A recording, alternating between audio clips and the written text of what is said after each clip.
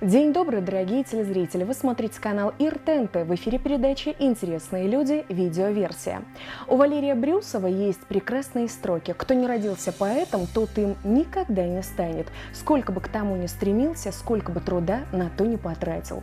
Можно дать человеку знания о жанрах литературы, формах стихосложения, рифмах и ритме, но он никогда не сможет что-нибудь написать, если у него нет к этому способностей. Увы, это так. Поэтами рождаются. И сегодня мы с вами в этом убедимся.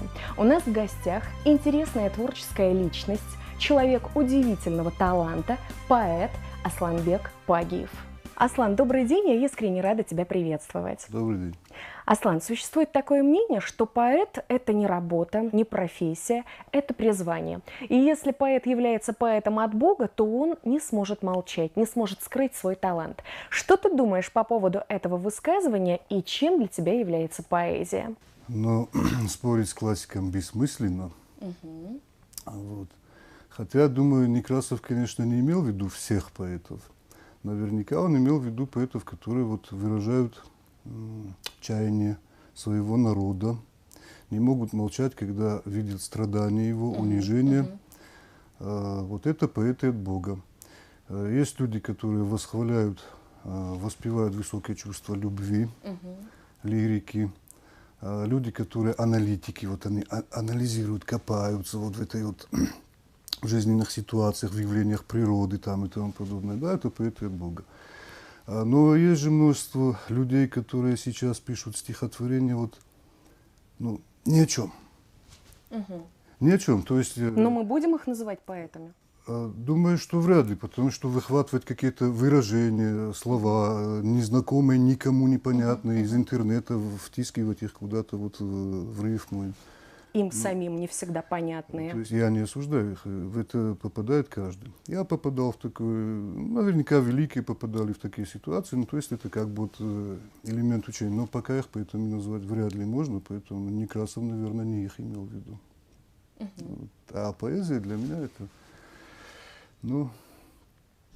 определенное чувство релакса, когда часть мозга, отвечающая за чувства и эмоции, дает возможность отдохнуть всей остальной мозговой массе. Вот что-то вот такое.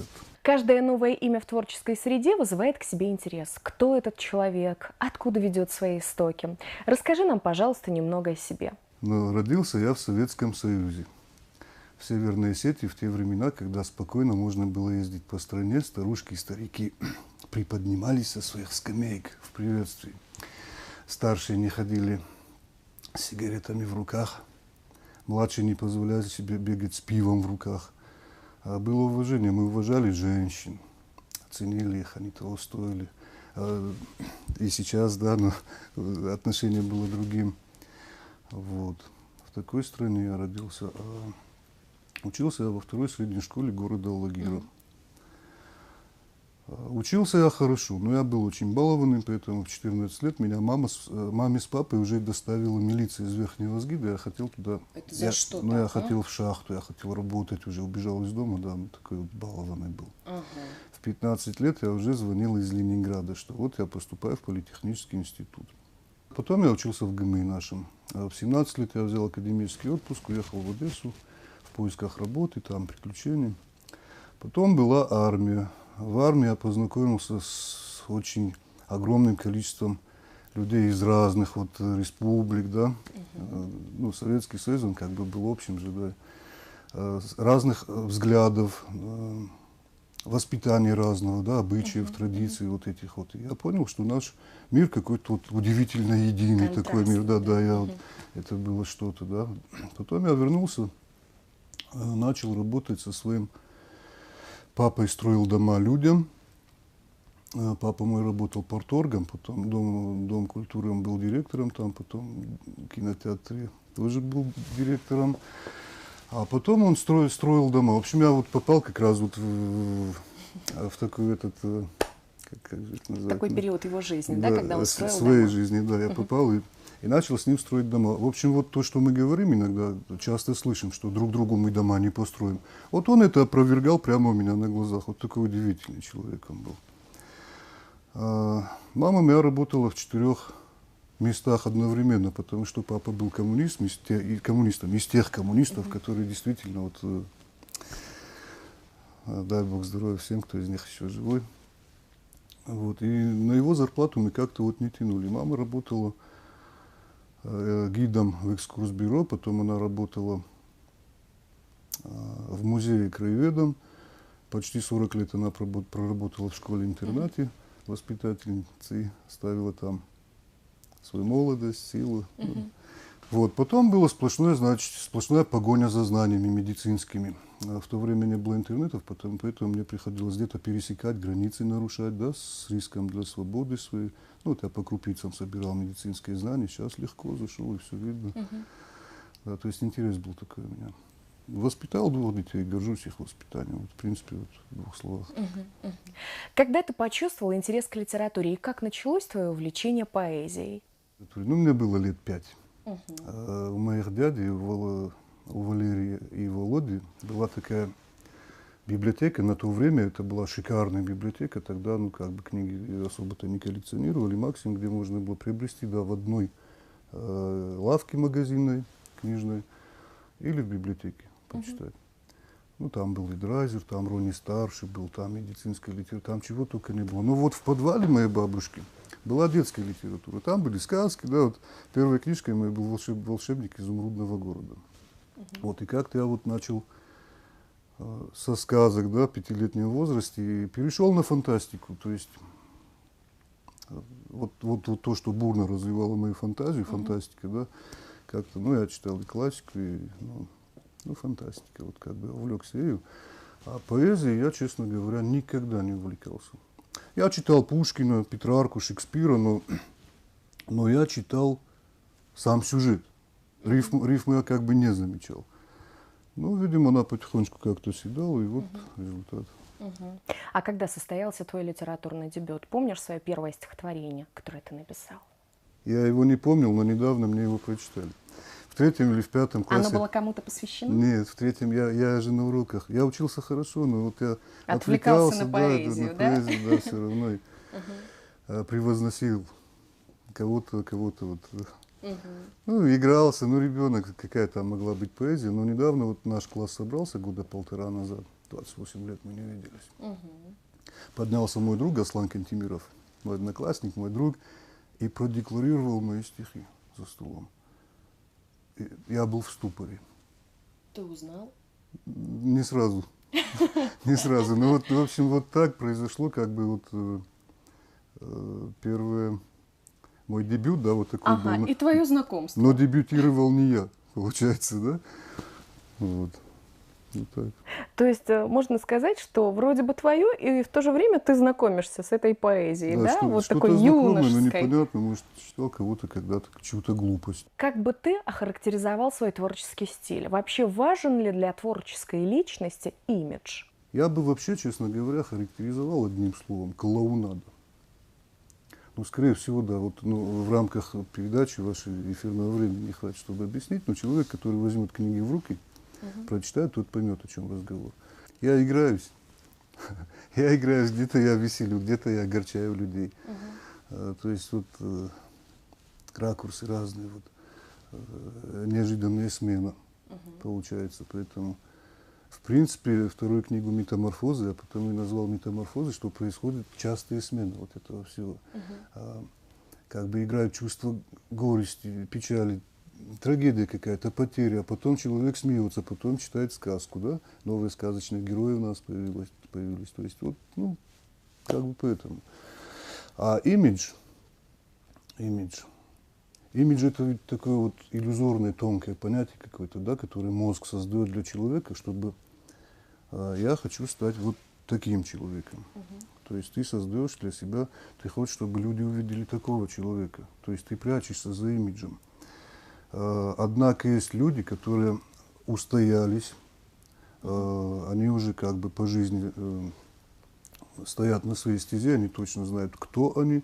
С ними уже их имидж как бы сросся, он для них второстепенен. Но люди их уже видят таким. Что вдохновляет тебя в работе? И насколько сильно на тебя влияет окружающая действительность? окружающая действительность на меня влияет ровно настолько, насколько я влияю на нее. А вдохновляет меня, ну, абсолютно все вдохновляет. Твой взгляд вдохновляет, наш оператор вдохновляет, книжка. Ну, все, вот капля дождя, ползущая по стеклу. Ну, в принципе, абсолютно все, понимаешь? Листья, которые вот за окном там шуршат между собой, там Надо быть общаются. творческой Да. личностью, чтобы это все заметить. Ну, Не абсолютно каждому все. дано. Спасибо. Аслан, не так давно в свет вышел сборник твоих стихотворений «Француз». А расскажи нам, пожалуйста, об этой книге поподробнее, как долго ты над ней работал? Книга «Француз», я не собирался выпускать книгу. У меня в мыслях не было вообще когда-либо книга. То есть заболел мой папа. После десятка сложнейших операций, которые он перенес, он лежал дома без ног. Ну, я видел, как угасает свет в его глазах. И я начал писать стихи. Я приходил, делал ему, обрабатывал раны, делал перевязки, читал одновременно стихи. Ну, не хватило надолго. И вот я решил написать что-то такое более глобальное, чтобы втянуть его в сам процесс вот, написания. Ну, вроде я жил немного на тот момент, и мы начали как-то вместе думать, что делать, как писать. Вот, то есть он Принимал участие в принимал работе? участие, да. Когда роман «Француз» был написан сам, он мне задал такой вопрос. А вот как ты можешь связать с этим романом, теперь врисовать туда кавказца? Ну, такую задачку задал, и я понял, что он заинтересовался, то есть мне самому стало интересно. Так в романе «Француз» появился князь Сармат. Потом папы не стало, и мне захотелось, чтобы его князя узнали все. И к годовщине его смерти, вот в начале этого года, книга уже была в наборе. Вот так появился «Француз». То есть вы не успели, да, доработать? Да. Очень жаль. Скажи, пожалуйста, а почему ты решил назвать книгу «Француз»? Почему именно вот это произведение? Это больше вот связано с папой, да, наверное? Ну, в первую очередь, конечно, в первую очередь, потому что мы создавали вот как-то вместе, и вот это для меня очень важно, существенно. Плюс «Француз» занимает третью часть книги, как бы, ну, это роман все-таки, да, это не какое-то стихотворение. И, ну, поэтому, наверное. Я думаю, любому человеку известно, что выпустить собственную книгу – работа не из легких. Скажи, пожалуйста, с какими сложностями тебе пришлось столкнуться? Сложность была единственная, финансовая. Других сложностей абсолютно никаких не было. Ну, мы как бы решили вопрос. Хорошо, тогда, если не секрет, кто помогал тебе с этим вопросом? Есть ли люди в твоей жизни, которым ты особенно благодарен? Ты знаешь, я всего лишь позвонил незнакомому человеку. Даже не позвонил, я в Фейсбуке отправил одно сообщение, что мне нужна помощь в выпуске книги. Человек откликнулся мгновенно. Я осмотрел, этот человек ездил по всей России, по миру. Открывались садики в нашей республике, открывались школы, больницы. И я решил обратиться вот к этому ангелу духовного мира. Наверное, по-другому я не могу назвать, потому что мгновенный отклик был, понимаешь? Книга вышла без задержки, абсолютно. Мгновенная финансовая помощь. Вообще я говорю о председателе правительства нашей республики Сергея Керменовича Токоеве. Удивительный человек. Все успевает. Вот. Благодарен ему в первую очередь. Конечно, я благодарен своей маме, своему отцу, потому что раньше, в мое время, когда я был маленьким, заходя в библиотеку и беря книгу, то есть ты сдаешь книгу, и обратно взять ее уже невозможно, потому что ее отдали кому-то другому. Приходилось, то есть я решил сделать что? Я брал книгу, начинал сразу переписывать ее в общую тетрадь, чтобы потом прочитать. Понимаешь, да? Вот. И моя мама с папой, они как бы могли пройти мимо этого, не заметить своих родительских вот этих вот заботах, но они заметили. Они начали покупать мне тетради стопками и ручки вагонами. Я писал. Я благодарен своим родителям. Конечно, я благодарен моим учителям. Всем моим учителям, я обожаю их, я люблю их. Школьным учителям. Я благодарен всем работникам детской библиотеки, в которую я ходил. Я благодарен всем нашим младшим, которые верят в нас, видят нас, доверяют и идут по нашим следам. И само собой, тут даже, наверное, не благодарность, это такое чувство, что и выразить-то. Я благодарен нашим дедам, которые в тылу теряли здоровье,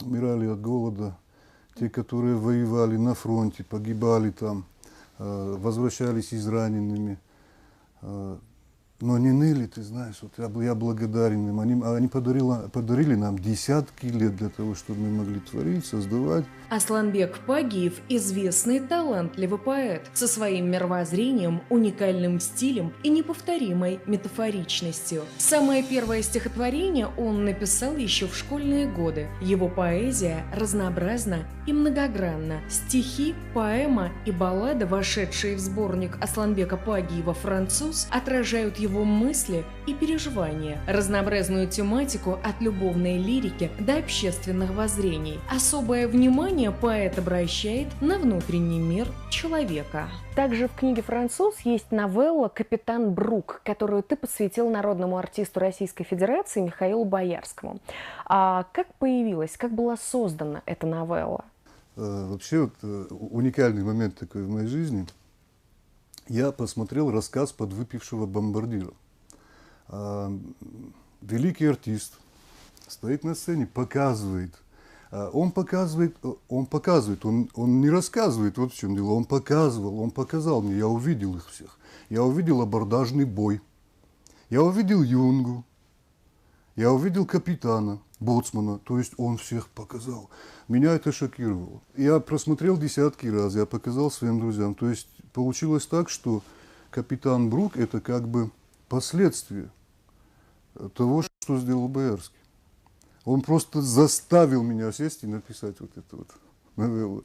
Это было удивительно. Я ее перечитываю сам иногда и думаю, вот бы он сам прочитал, как он это сделает. Есть ли в твоем литературном багаже произведение, которое ты хотел бы экранизировать? И если да, то как ты себе это представляешь? Да, конечно, если бы сам француз, сам роман «Француз», он удивителен, да, на самом деле. Я бы хотел, чтобы его экранизировали, но тут как бы вот я не могу понять, как можно экранизировать. Допустим, при всех технологиях современных, вот, кинематографических, я представления не имею, как можно вывести на экран, допустим, бред главного героя, Анри. Когда он в бреду, он жар. Там больше, там же, понимаешь, это фантастическое что-то, это творится в его мозгу, это неописуемо. Это как я выдал вот в книге на лист бумаги, так выдать это на экране, я думаю, просто невозможно. Это оператор, режиссер, сценарист, постановщик, они все должны быть сдвинуты так же, как я. По-другому не получится. Аслан, в твой адрес чаще раздаются хвалебные отзывы. Твоим творчеством многие восхищаются. Но, быть может, есть кто-то, кому твоя поэзия непонятна и не очень-то нравится. Как ты на это реагируешь? Со мной никто не делится. Своим мнением? Нет, мнениями делится, плохими не делится. Я пока не встречал таких людей. В принципе, наверное, я сам кому-то не нравлюсь, это же нормальное явление. Мне, скажем, не нравится произведения некоторых наших великих мировых классиков. Просто не нравится. Не то, что я их не понимаю. Мне кажется, в отличие от многих других людей, которые действительно разбираются в литературе, я же говорю, я профан, это мое хобби. Мне не нравится. Вот как-то я спокойно к этому отношусь. Единственные критики, я отношусь, когда критик, человек, который разбирается в поэзии, или в музыке, я играю на гитаре, допустим, или в кулинарии лучше, чем я, да, и вот он критикует меня, больно, да, больно. Но тут можно перенести. А есть люди, которым делать нет. И прислушаться, да? Да. А есть люди, которые не могут связать два слова и чего-то там критикуют. А сам самокритичен? В чем это проявляется? Да, я над собой смеюсь, издеваюсь все время, при ком угодно, где угодно, когда угодно. Критики. У меня есть друг Валера Беликов, он поэт, он музыкант, и вот он критиковал как-то моего француза. Я смотрел на него вот так. Я не знаю, как это внешне выглядело, но мне хотелось вот просто дать ему пару боковых. Вот в таком состоянии был. Да. Вот так откровенно. Да, но мой друг. Но потом, я не сказал ничего, я просто очень сильно разозлился, наверняка он понял. Но потом я взял книгу, выкинул 96 куплетов. Выкинул, перечитал, и ты знаешь, роман залетал просто. Оказывается, он полз черепахой, то есть сюжет стоял на месте, было написано, ну, очень красиво, да, божественно красиво, но сюжет стоял на месте. И я понял, что людям было бы неинтересно читать. А тут я выкинул, все залетало, я просто благодарен ему. У тебя есть еще одна книга, которая называется «Метаморфоза». Находится она пока что в рукописном варианте. Скажи, пожалуйста, когда она выйдет в свет? Я бы выпустил его завтра же, в принципе. Тут как бы задача опять та же. Проблема опять все та же. Финансовая проблема. Вся загвоздка в этом, да? Да, обращаться 10 раз к одному и тому же человеку как-то не очень красиво. И, то есть, наверное, мне стоит обратиться в Министерство культуры. Как-никак одна книга уже есть, да? Вообще, книга, на которую обратила внимание половина России, в принципе, по большому счету, наше министерство давно было обязано как бы обратить внимание, да, вот на это. То есть проблема одна, финансовая. Пишется третья книга, тут не просто вторая книга написана, пишется третья книга. Я вот сейчас думаю, а стоит писать, если еще вторая не вышла? Если первую нужно перетиражировать ввиду того, что туда... Какие-то поправки нужно внести? Да, где-то вот маленькие, вот неожиданные редакторские ошибочки туда вот попали. Как-то вот. Асланбек Пагиев удивляет своей внутренней энергией, которая вырывается из его сердца. Человек с сильным характером, открытой душой, общительный, дружелюбный, умеющий ценить людей. Дружба для Асланбека Пагиева является всепобеждающей силой, которая способна соединить людей в крепком союзе на всю жизнь. Это видно из его работ, фотоальбомов и рассказов. Много произведений, написанных в жанре дружеского стихотворного послания, посвящены самым близким по духу людям. Друзья сравнивают Аслана с солнцем, ярким, большим, теплым. Для них он душа компании, честный, веселый, улыбчивый, жизнерадостный. Каким способом ты общаешься со своими поклонниками? Это интернет, социальные сети или, может быть, каким-то иным способом? Я общаюсь с ними обычно вживую, то есть ко мне приходят пациенты, я помогаю людям встать на ноги, выбросить палку, там, не встать с носилок. Люди приходят с разными заболеваниями: эпилепсит, миозит, радикулит, ишиаз, люмбага, сколиозы, искривления различных этиологий. Я 25 лет в этом деле, и я общаюсь с этими людьми, вот, то есть мы же насчет книги, да, все-таки, и я общаюсь с этими людьми. У меня много друзей, много соседей по всему бывшему постсоветскому пространству, практически во всех государствах. Я общаюсь через интернет, то есть я в Одноклассниках, в Фейсбуке на данный момент, да, вот эти соцсети. Аслан, есть ли у тебя мечта? Я, конечно, мечтаю о чистом небе над головами наших детей, о зеленых дорогах. Я мечтаю, чтобы нашей планетой управляли добро и справедливость, да, вот, а не каски и танки. Я хочу дать образование своим детям. Я хочу, чтобы люди перестали тонуть в море фармакологии. С тех пор, как я вернулся с армии, я мечтаю, честно говоря, о собственном доме. Но это такая личная, да, мечта? Да, личная. Все, в принципе, личное мне больше с папой строили. Что же мешает сейчас построить тебе? Навыки есть. Участки дорогие, да? А опять-таки финансовые, да, загвоздка? Покупать надо и тому подобное. Что бы ты хотел сказать своим друзьям, быть может, нашим зрителям в конце программы? Я хочу пожелать в первую очередь вашей телерадиокомпании добра и мира, процветания. Спасибо за предоставленный эфир, за потраченное на меня время. Я вам вашу жизнь обратно не верну, поэтому одним спасибо отделаю. Это, можно сказать, такой хороший, теплый, яркий момент в нашей жизни. Поэтому вы нам только радость доставили. Спасибо. А зрителям, ну, вашим и слушателям я, конечно, желаю удачи, счастья, благополучия в семье, в доме. Пусть в ваших домах всегда будет свет, побольше честных друзей, соседей, побольше честных вообще людей, которые вас будут окружать. Дай Бог удачи, счастья. Аслан, хотелось бы завершить наш разговор твоими же строками, если можно. Да, я уже говорил, что я практически никогда не запоминаю то, что я написал, но есть стихотворения, которые вот мне как бы...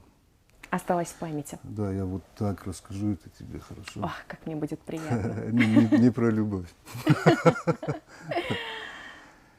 Два человека. Два человека. Дно и верх морской. Один искрит, второй убит тоской. Один бездумен, молод, весел и беззаботен, и красив. Второй, что голову повесил, велик душой, но еле жив. Он тоже был когда-то молод и видел жизнь наоборот, любил свой яркий, светлый город, не закрывал от счастья рот. Он точно так же веселился, встречал и провожал гостей, за правду иступленно бился своих, не жалуя костей. Но час пришел, познав измену, друзей предательство и ложь, и ощутив в коленях дрожь, улыбки, грусть пришла на смену. И, глядя юности доверчивой в глаза, и зная, истекает жизни срок, почувствовал, как катится слеза, и прошептал: живи за всех, сынок. Да, очень красиво, очень трогательно, и, наверное, в этой жизни хуже предательства нет ничего. Когда ты доверяешь человеку, когда ты в него душу вкладываешь, а он берет и нож тебе в спину. Это очень страшно. И никому, наверное, этого не пожелаю, поэтому, Аслан, и тебе желаю хороших, добрых, искренних, откровенных друзей, отношений, общения. Желаю тебе счастья, удачи, и чтобы в твоей жизни всегда было место радости, веселью и хорошему настроению. Спасибо. Это была передача «Интересные люди», видеоверсия. До скорых встреч на канале ИР ТНТ.